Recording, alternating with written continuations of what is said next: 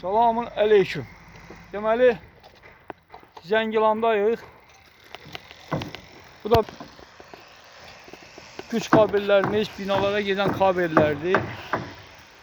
Bax, bunlar Niskinin 380'ın kabellərdir.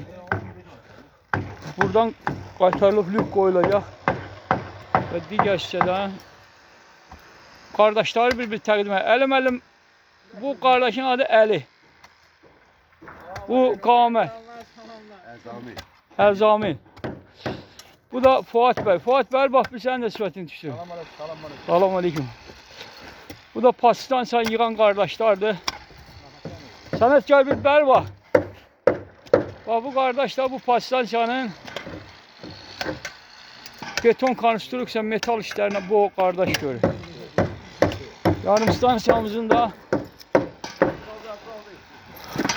2 seksiyadan 35.000'in 04 380'da 2 dənə transformator. Biri orada, digəri də digər tərəfdə olacaq.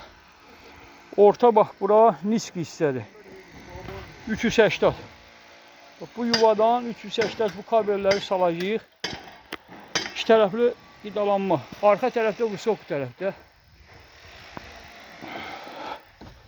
Bak, bu kanallarda bizim kabellər 380. Burada bizim yatçıykalarımız yerləşəcək. Digər bura isə bu hissədə bu soğuk tərəfin kanalıdır. O baş, bu baş 35.000'likdən girib çıxan kabellərdir. Və digər də bax, bu hissə bunun üzərində, yəni şeylərin elə qaz açarları oturacaq. Bu şəkildə Allah qoysa, bu da bizim binalar. Praktikamızda 35.000'likdən biz 380'da çıxış yarım stansiyası işləməmişik. Bu bizim üçün birinci 35.000'lik yarım stansiya olacaq. Yəni lahi ilə 35.000'in 04'dədir. Yəni bilən qardaşlar bilir. Temp eyni şeydir, eyni işlərdir görüləcək.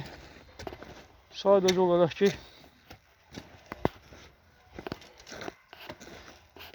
35.000'in 04'də transformatoru biz ilk dəfə Zəngilanda qoyacaq, Allah qoysa.